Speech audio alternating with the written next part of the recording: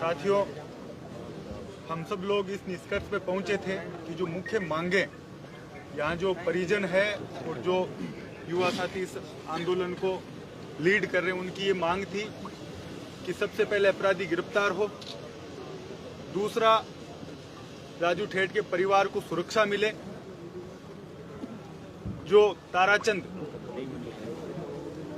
कड़वास राजी मारे गए हैं उनके परिवार में से एक को सरकारी नौकरी और उनके परिवार को मुआवजा, ये मुख्य तौर पर मांगे रखी गई थी।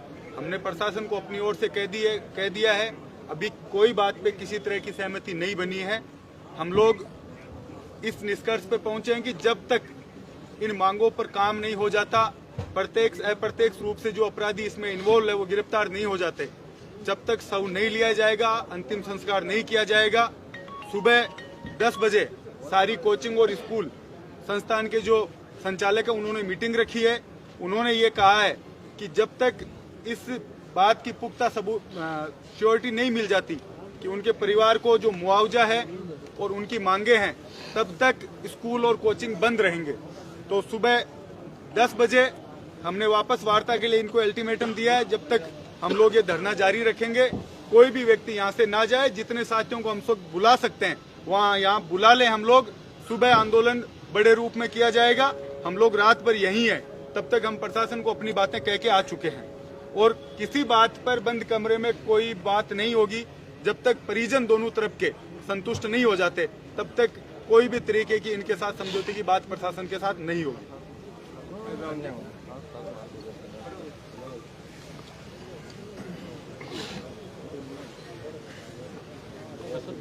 थोड़ा सा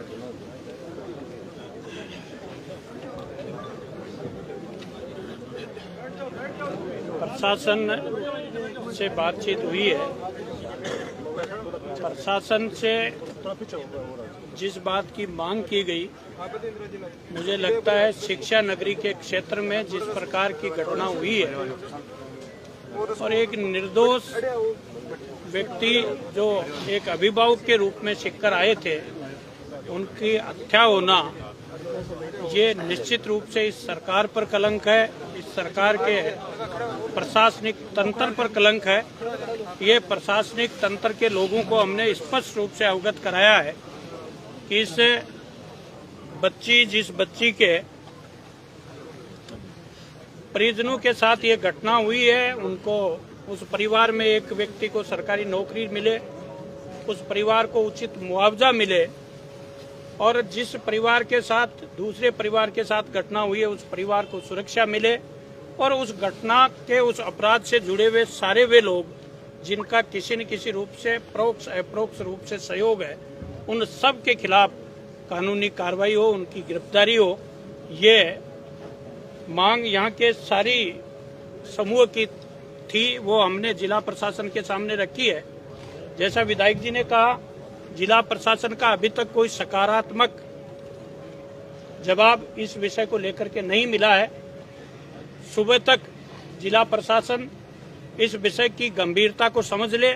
सिक्कर में शांति से चलने वाली शिक्षा नगरी में जब किसी बड़ी शिक्षण संस्थान के मुख्य दरवाजे पर इस प्रकार की घटना होती है, जहां लाखों की संख्या में अभिभावक भरोसा करके आते हैं, एक अभिभावक जो निर्दोष रूप से वहां साधारण रूप से आया था, उसकी हत्या होती है। ये बहुत स्पष्ट शब्दों से प्रशासन को भी हमने कहा है और आप सबके बीच इस बात को हम बहुत स्पष्ट कर रहे हैं कि प्रशासन इसको हल्के में नहीं ले। प्रशासन निश्चित रूप से उस निर्दोष परिवार को मुआवजा भी दे, सरकारी नौकरी भी दे। जब तक ये नहीं करेगा प्रशासन के लिए ये घटना निश्चित रूप से भारी साबित होने वाली है। धन्यवाद।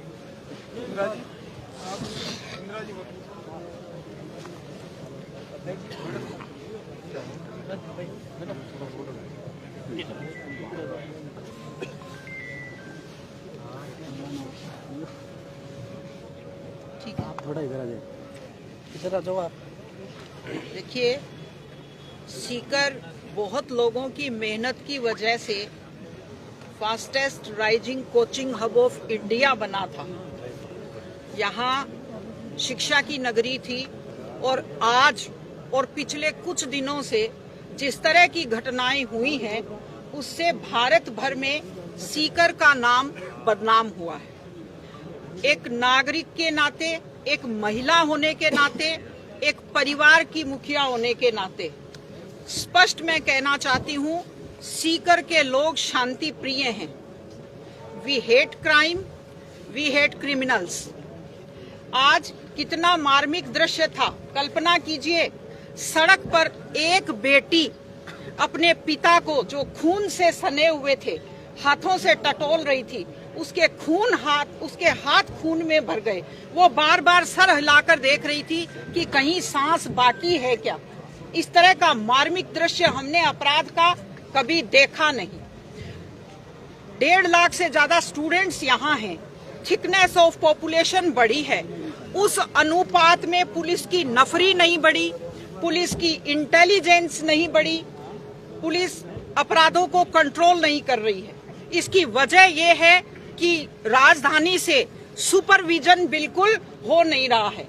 जिस अनुपात में यहाँ जनसंख्या बढ़ी है, यहाँ पुलिस की संख्या बढ़नी चाहिए थी, इंटेलिजेंस को शार्प होना चाहिए था। तो हम इस अपराध की निंदा करते हैं। हमने कल के अपने कार्यक्रम स्थगित किए हैं और ये तय किया है, एक मीटिंग हम कल बुलाएंगे अपने कार्यकर्ताओं की, और उस निर्दोष बच्ची के परिवार को अगर न्याय नहीं मिलता है, अपराधियों पर अगर नकेल नहीं कसी जाती है, तुरंत इन अपराधियों को गिरफ्तार नहीं किया जाता है, तो हम लोग एक बड़ा आंदोलन करेंगे।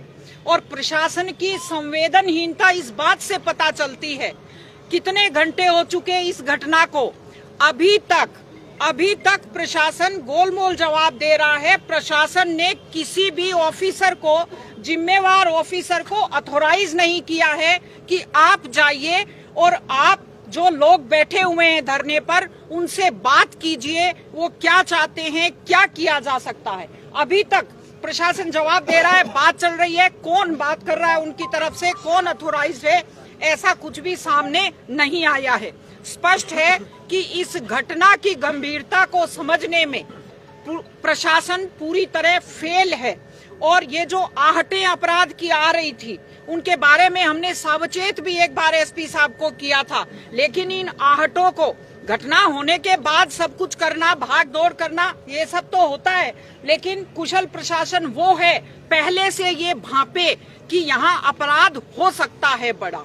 इसलिए अब हम चेतावनी देते हैं कि पुलिस प्रशासन, जिला प्रशासन सावधान हो, बच्ची के परिवार को न्याय मिले और अपराधी जो हैं, इस घटना के अपराधियों को गिरफ्तार किया जाए। और आगे के लिए भी जैसे योगी जी ने अपराध और अपराधियों पर, दोनों पर नकेल डाली है, उसी तरह राजस्थान में अपराध पर और अपराधियों पर नकेल डाली जानी चाहिए, ताकि हम लोग शांति से अपनी गुजर बसर कर सकें। जी, एक सवाल यहाँ करना चाहेंगे। आपने अभी कहा,